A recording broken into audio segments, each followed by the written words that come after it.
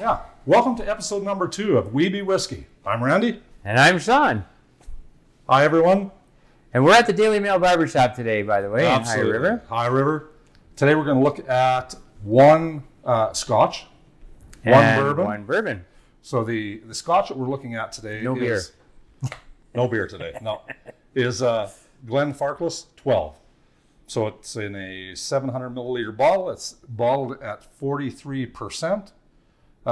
It is, if I remember correctly, it's slightly chill filtered, but it doesn't have any added color to it. Excellent. So, and it's a Speyside brewery. Wonderful. So, a Highland. Yeah, the very north Highland. north part of Highland. Yeah. So, Excellent. in the same region as Glenlivet. Exactly. So interesting story about these this particular distillery too. And incidentally, Randy, this is the first time I ever tried this, so we're gonna have a little fun experimenting like a blind taste a blind testing. test today. Yeah. Nice nose. Yeah, it does. Yeah, and the first time I poured this, I really wasn't a fan of it. No. You know, it seemed a little bit one-dimensional. Mm-hmm. But as I've drank a little bit here and there to try and I've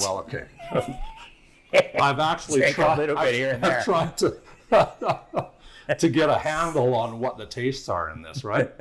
But it's actually growing on me. Yeah. I actually quite enjoy it now. Has a great nose. Nice Yeah. legs. Nice legs. Very Now, being a Speyside brewery, there's not really any smoke to it, so it's not peaty at all. It's, no peat. It's brewed in, aged in sherry casks. Right. Yeah. So, All right.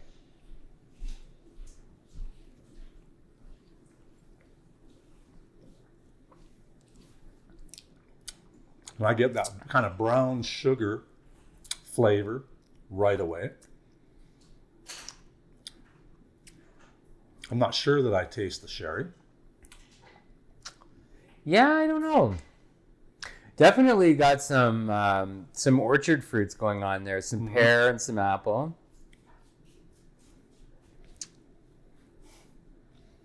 I actually, on the nose, I can smell the apple almost like Granny Smith.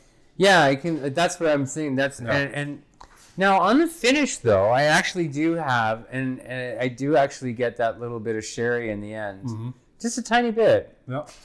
It's almost. Yeah, I don't think it's a sweet sherry though. I think it's just a much more dry sherry than you might expect. But it definitely has that. I definitely get that sherry lightly sherry finish. Also, I don't get a lot of spice in this finish either, which is kind of, what I almost somewhat expect out of a Scotch is that little bit of spicy finish. What I also get from this too, though, which I'm actually really digging right now, is a little bit of citrus. A little bit of almost clovey orange in a way, but definitely almost leaning towards marmalade, I would say, because there's a little bit of sweetness in that. Yes, there's a little bit of sweetness. Absolutely. I don't think I'm catching the orchard fruits in it, but with time, I will. The interesting thing, another interesting thing is this is a family-owned distillery. Yeah. It's been, 6 generations? 6 generations. Yeah. This is the Grant family, correct? Yeah. Yeah, I'll move that over so you can see that pretty blue box. There you are. Grant family. So, yes, I did do a little reading about this. So, the Glenfarclas distillery produce spirits, but mostly for other distillers to blend. It wasn't until mid-50s that George S. Brought this incredible whiskey to life as a standalone Scotch. And incidentally, too, these are all age denominated. So all of the Glenfarclas. Yeah, they all have age statements. They all have an age statement. Are they all single malts, or do they do any blended? I don't think they don't do any more blended. They do ship some to other distilleries for blending, but this is a straight single malt with age statements, and all of and this is what is really interesting about a sixth generation distillery is that those age statements are real and they're very, very accurate. And it's a rather unique thing in the Scotch world today to actually get a Scotch with an age statement and consistently an age statement. It seems like there's kind of a tendency just to go with the non-age statement. Yeah, I think exactly. that gives the distillers a little more latitude in what they can put. And it fills a lot of holes in things that they're missing. So, but as a consumer, I really like the age statement. Well, I like to know that I know what I'm drinking then, right? That I'm drinking something that's 12 years old or 15 years old or 18 years old. Or I like to know if it's chill filtered. I like to know if there's color added to it. And Glenfarclas actually has age-stated bottles up to 40 years in age. So, which is a really impressive thing for a distillery to be able to say now. Yeah, and to be able to stay in business and excel as a small family-owned business. In the Scotch world, there are so many of them. There was a time when this family got involved with another family in a business arrangement, the Patterson family. And unfortunately for Glenfarclas, Patterson's, within 2 years or so of having been partnered, wound up going bankrupt.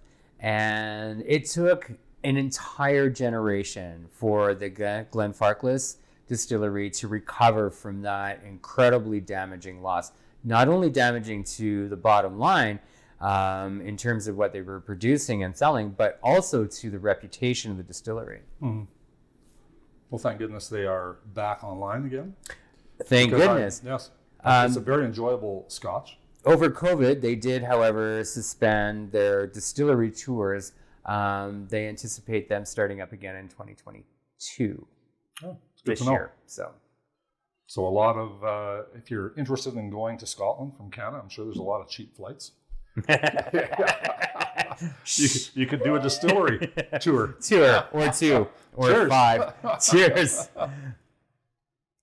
Thank you for watching.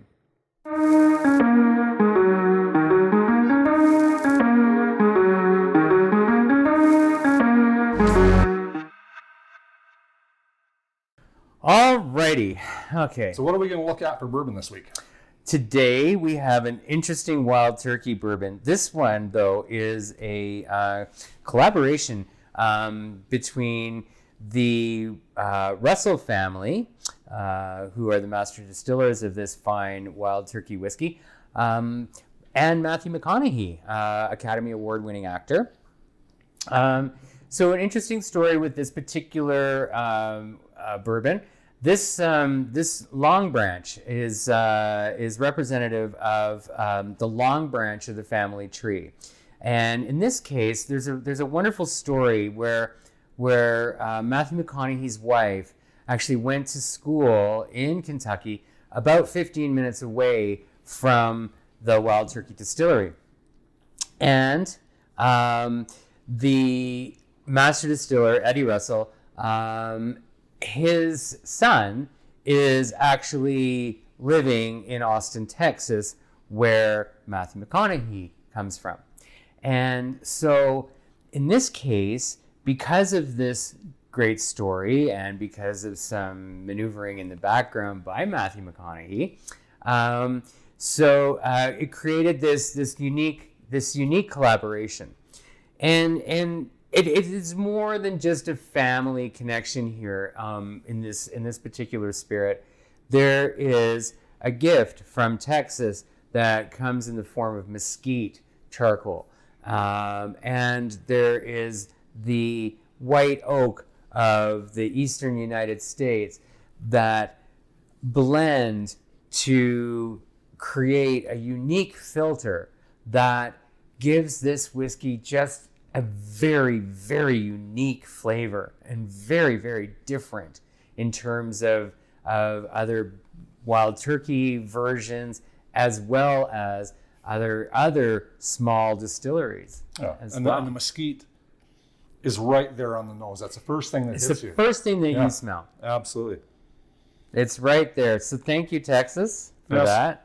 So is McConaughey just the spokesperson? Is he just a talking No, point actually, for it? Matthew McConaughey is actually the creative director for this particular branch of Wild Turkey Distilleries. So, and he's been doing this since 2016. So he's been at this for quite some time.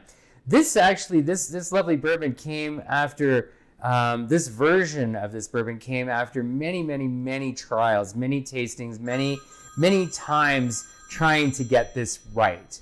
And this is where they've landed. So this is 8 years? This starts out with an 8-year Wild Turkey bourbon, just their standard off-the-shelf 8 years.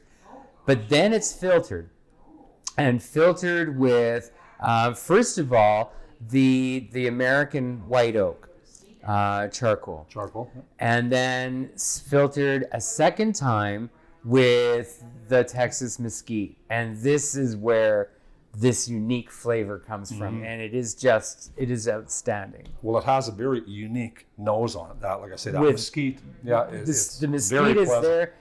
This is a great bourbon to sip on while you're in the backyard, smoking a brisket or a pork shoulder for pulled pork. Oh, there you go. You know, Yeah. with cornbread in the background in the oven. I mean, this I can is see this it. Yeah, just cornbread would go well with this. Yep, absolutely yep. 100%. And it's a little bit sweet. I get that. I get the brown sugar taste off of it right Exactly. away. You know? Yep. Mm-hmm.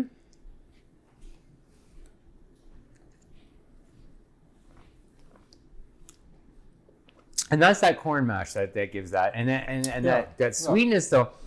But that sweetness is so incredibly enhanced by the mesquite, and you can actually feel that come through. And I'm so impressed with this particular bourbon at the price point that it is. It's not expensive. No, it's well under $100, Yeah. And that's Canadian dollars, by the way. So in United States dollars, that's like $4. But no, seriously, this is well worth the money. It's certainly worth the experience, and I can't get over the relationship between the Texas and the Kentucky, Yes. Yeah. and you can feel it. And I think Longbranch is the exactly perfect name for this.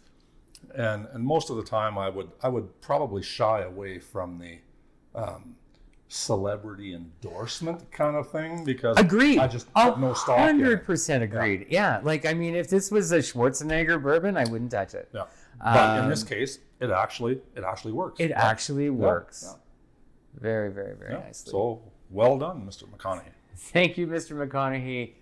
Thank you, Wild Turkey. Yes. Thank you, Texas, and thank you, Kentucky.